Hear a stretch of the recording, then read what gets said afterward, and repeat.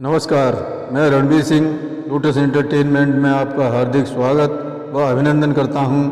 आज मैं आपको गरुड़ पुराण का दूसरा अध्याय मृत्यु के बाद सुनाने जा रहा हूं। जय श्री कृष्णा। गरुड़ जी ने भगवान विष्णु से पूछा, यमलोक का मार्ग कितना दुखदायी होता है। भगवान बोले, हे गरुड़, यमलोक का मार्ग अत्यंत दुखदायी है। तू मेरा भक्त है, परंतु सुनकर काँप उठेगा। यह मार्ग ऐसा कठोर है जिसमें जीव विश्राम नहीं कर सकता। सुस्ताने के लिए वृक्ष नहीं है और क्षुधा के लिए अन्न नहीं है। मार्ग में कहीं प्यास बुझाने के लिए पानी नहीं है। 12 सूर्य वहाँ प्रलय काल के समान तपते हैं। वहीं जीव ठंडी हवाओं से पीड़ित होता है। कहीं भयानक विषधर उसे काटते हैं। मार्ग में कांटे बिछे रहते हैं जिनमें वह विंध जाता है। कहीं बड़े बड़े सिंह व्याघ्र और खूंखार कुत्तों से कटवाया जाता है। कहीं बड़े बड़े बिच्छू काटते हैं। कहीं दावा अग्नि उसे जलाती है। आगे चलने पर वीर वन मिलता है जो 2000 योजन लंबा चौड़ा है। उनके वृक्षों के पत्ते तलवार की तरह पहने हैं। उस वन में बड़ी बड़ी चोंच वाले कौवे, उल्लू, गिद्ध आदि भयानक पक्षी तथा मधुमक्खियाँ काटती हैं। कहीं रास्ते में अंधकूप में गिर पड़ता है तो यमदूत उसे निकाल लेते हैं। कहीं पहाड़ों से उसे नीचे गिराया जाता है। कहीं तीक्ष्ण धार वाले शस्त्रों पर चलाया जाता है। कहीं पानी में गिरते हैं, कभी कीचड़ में फंस जाता है, कहीं तपती बालू में गिराया जाता है तो कहीं अंगारों पर चलना पड़ता है। रास्ते में कहीं पत्थरों की बरसात होती है तो कहीं खून की वर्षा हो रही होती है। कहीं हथियारों की वर्षा होने लगती है। कहीं ऊंचाई पर चढ़ना पड़ता है तो कहीं गुफाओं में प्रवेश करना पड़ता है जिनमें गहन अंधकार होता है। कहीं विष्ठा से, कहीं रक्त से, कहीं पीप से भरे कुंडों में रहना पड़ता है। एक बैतरणी नाम की घोर नदी पड़ती है। वह 100 योजन विस्तार वाली नदी है। उसमें पीप व रक्त भरा हुआ है। उसके किनारे पर हड्डियों के ढेर लगे हैं। उसमें बड़े बड़े घड़ियाल रहते हैं। मांस खाने वाले सैकड़ों प्रकार के पक्षियों का इसमें निवास है। इस भयानक नदी को जीव को पार करना होता है जिसे पापी पार नहीं कर सकते। पापात्मा शैवाल में फंस जाते हैं। बड़े बड़े सेले उठते दिखाई देते हैं। वह बैतरणी नदी सुई की बात मुख वाले कीड़ों से भरी हुई है। उस नदी में जैसे ही पापी जीव पड़ते हैं वैसे ही हाहाकार करने लगते हैं। वे हाय माता, हाय पिता, हाय भ्राता, हाय पुत्र करते रहते हैं। भूख प्यास भी उन्हें व्याकुल करती है। तब रुधिर पीकर जीव जीते हैं और मांस को ही खा जाते हैं। भयप्रद होने के कारण उसको देखकर ही जीव मूर्छित हो जाते हैं। उसमें जहरीले सांप बिच्छू जीव को घेर लेते हैं। उसकी रक्षा करने वाला कोई नहीं होता। उस नदी के भीतर सैकड़ों हजारों चक्कर लगाते लगाते जीव पाताल में चला जाता है और क्षण भर तैरकर फिर ऊपर आ जाता है। ये गरुड़ वह नदी पापी जीवात्माओं के लिए बनाई गई है जिसका आर पार दिखाई नहीं देता। वह बहुत ही दुखप्रद है। इस प्रकार पापी जीव यम मार्ग पर रोते चिल्लाते दुखी होकर चलते हैं। यमदूत किसी को पास में बांधकर, किसी को अंकुश द्वारा खींचकर यमलोक ले जाते हैं। यमदूत पापियों को किसी एक नाम कन में डोरी डालकर, किसी को पास में बांधकर और किसी को गर्दन, भुजा और पैरों में जंजीर बांधकर यमलोक को ले जाते हैं। उनको यमदूत मुद्गल से मारते हुए ले जाते हैं। रक्त निकलने पर उसी रुधिर को जीव को पीना पड़ता है। इस प्रकार इन दुखों को पाकर वे अपने कुकर्मों को याद करके रोते चिल्लाते हैं, दुख उठाते हैं, यमलोक पहुँचते हैं। इतने दुख उठाने पर भी यम मार्ग में पुत्र, पौत्र इत्यादि चिल्लाते रहते हैं। उस समय वे पश्चाताप करते हुए कहते हैं, बड़े भारी पुण्यों से हमने अत्यंत दुर्लभ मनुष्य योनि को प्राप्त किया था, उसे हमने व्यर्थ में ही गंवा दिया। कोई धर्म का कार्य नहीं किया, कभी भगवान का नाम नहीं लिया, विधि पूर्वक श्रद्धा पूर्वक तीर्थ यात्रा नहीं की, न साधु संतों की कभी कोई सेवा की।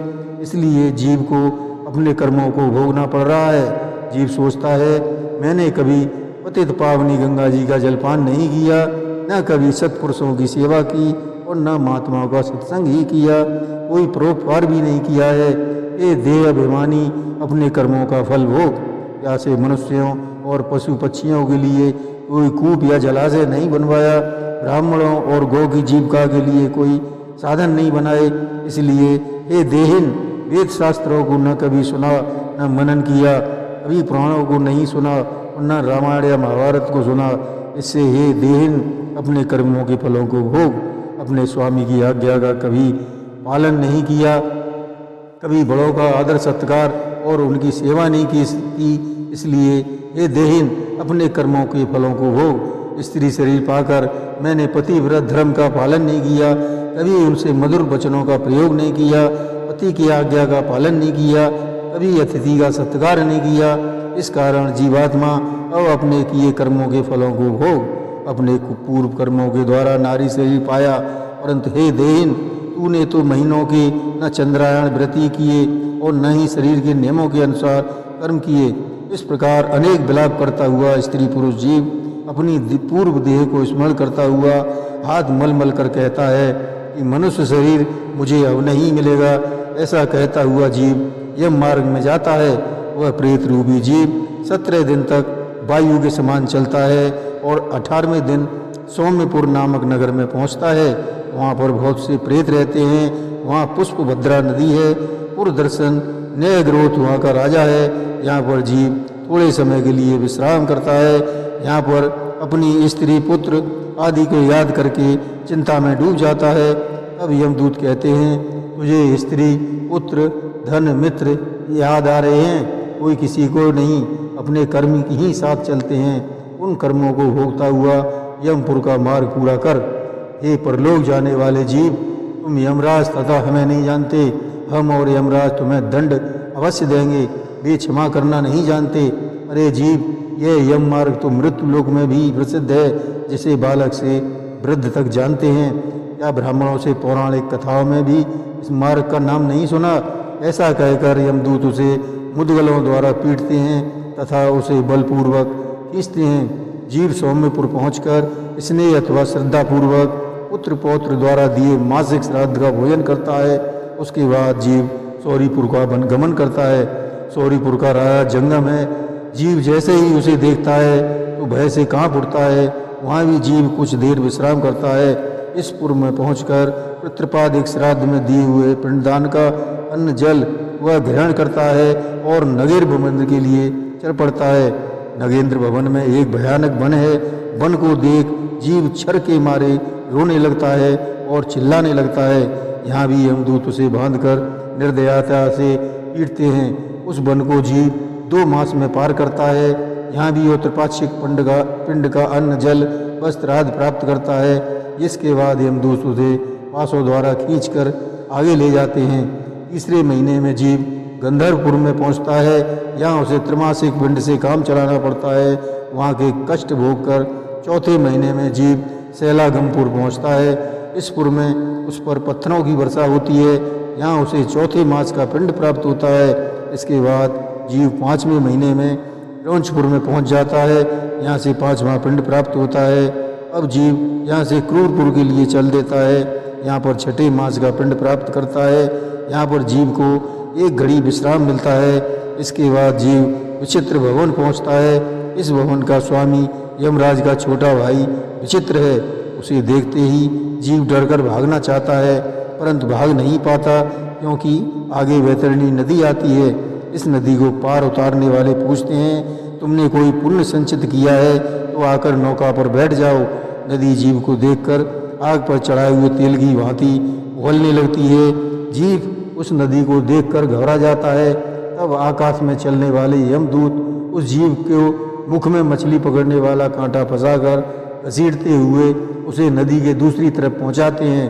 6ठे महीने नदी पार करने के पश्चात जीव पिंडदान का सामान खाकर आगे चलता है। 7वें महीने में जीव ब्रह्मपाद नामक नगर में पहुंचता है। वहाँ पुत्रों द्वारा 7वें महीने के लिए श्राद्धांत आदि को खाकर तृप्त होता है। वहाँ से चलकर जीव दुखदपुर में पहुंचता है, जहाँ पर पक्षियों की भांति आकाश मार्ग में विचरण करता हुआ अनेक प्रकार के दुखों को भोगता है। वहाँ पर 8वें महीने के दान पिंड का वह चढ़कर आगे चलता है। इसके पश्चात 9वां महीना संपूर्ण होते ही जीव नाना क्रंदपुर पहुँचता है। वहाँ प्रेत अनेकों प्रकार चिल्ला कर भयभीत करते हुए जीव को देखकर स्वयं शून्य हृदय हो जाता है और दुख से व्याकुल हो चिल्ला उठता है। फिर यमदूतों के धमकाने से बड़े कष्ट से चलता हुआ 10वें महीने में स्वतप्त भवन में जाता है। वहाँ पिंडदान को भोग कर 11वें महीने की समाप्ति पर रौद्र नगर में पहुँचता है।